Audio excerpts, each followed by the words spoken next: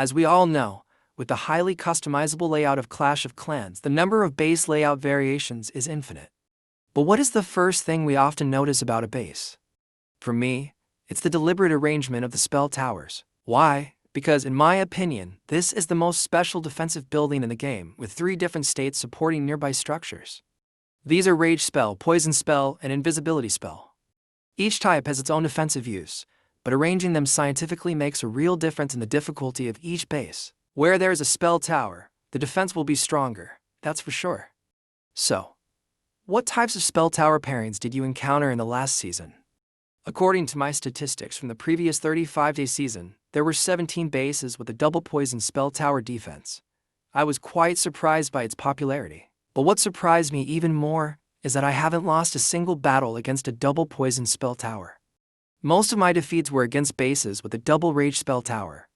So, why are bases defended by double poison spells weaker than those with rage spells when facing Hydra and Blimp? For me, the reason is not because they are weak.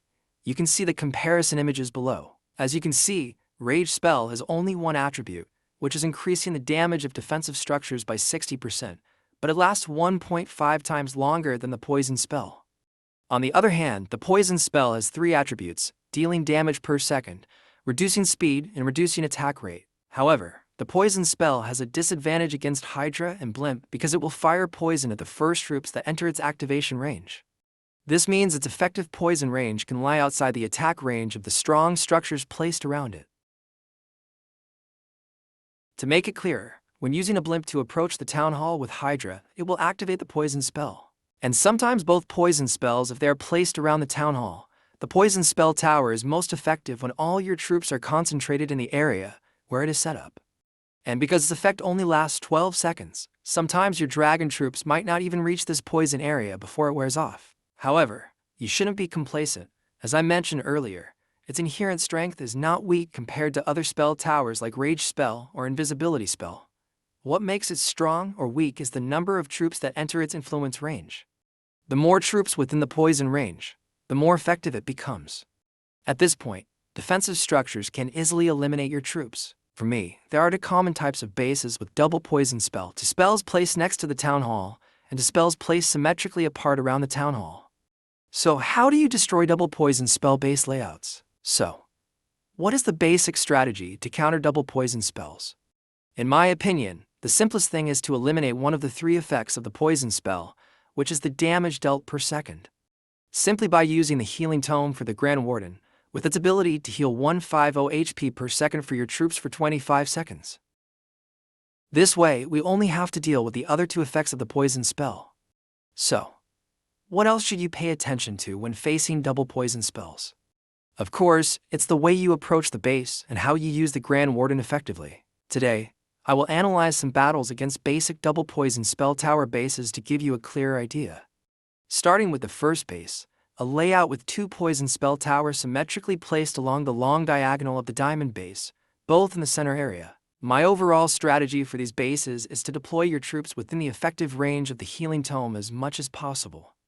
They can survive the poison's duration thanks to the 150 HP per second healing, and even with 2 continuous spell towers, it won't be a big issue. If you let your dragons scatter in many directions, the healing won't be effective. They will be easily killed. The remaining task is to use the king and queen effectively to create the narrowest path possible for your troops so they can fully move within the Grand Warden's effective range. I'm sure you all can do that, right? However, how to use the king and queen most effectively depends on your training, battles, and accumulated experience. Moving on to the second base, 2 poison spell towers located in the center along with the Town Hall. For this base type, the area around the Town Hall is often very open, and due to the effect of the poison spell, your clone loons will find it very difficult to escape the explosion of the Town Hall. So, drop the clone spell slowly to prevent your balloons from being completely destroyed after the Town Hall is eliminated. And as we can see, the Blimp activated all the poison spells early, and very few of your dragons were affected by it, right? The next task is to deal with the remaining structures with the Royal Champion. Moving on to the third base, 2 poisons near the center and close to the edge of the base. In this base, your dragons will definitely face both poison spells. After using the king and queen to clear the way for the dragon troops, as you can see, Even facing both poison spell towers, the dragon troops remain unaffected, right? However, you should note that when facing both poisons, only use up to one clone spell in the town hall area. For this base type, I don't need to use the blimp clone to destroy the town hall, but to clone the dragons when facing the poison spell towers. Moving on to the fourth base, 2 poisons symmetrical to the town hall on the same straight line. My strategy is very simple. After the king and queen complete their opening task, let your dragon troops approach 1 poison spell and activate the Eternal Tome as late as possible. And then, when the blimp reaches the town hall, it will trigger the other poison spell. So both poison spells have been neutralized, right? Our dragon troops took no damage from them. The remaining task is to finish the battle. There are many ways to arrange the poison spells, but most can fit into one of the 4 types above. And with the Hydra combo, they seem to have little effect because the blimp always knows how to deceive them, right? I hope the information I shared here can help you in your upcoming battles. Thank you for watching my video. Please leave a like, subscribe, and comment on the topics you are interested in. I am very happy to create useful content for you. Goodbye and see you in the next videos.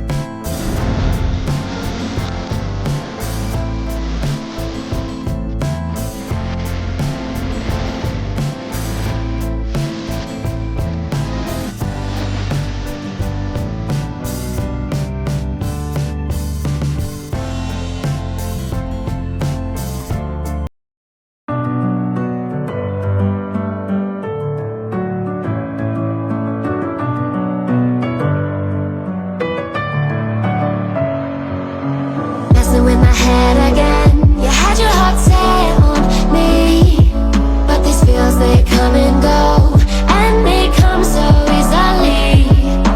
Tell me what it is about you that I can't forget, but you're breaking down my walls again, just to set me free. Why do I, baby, why do I love the way you are, we always leave me? Why do I, baby, why do I love the touch but never love the feeling? Why do I, baby, why do I love the way you are, we always leave me? Why do I, baby, why do I love the touch but never love the feeling?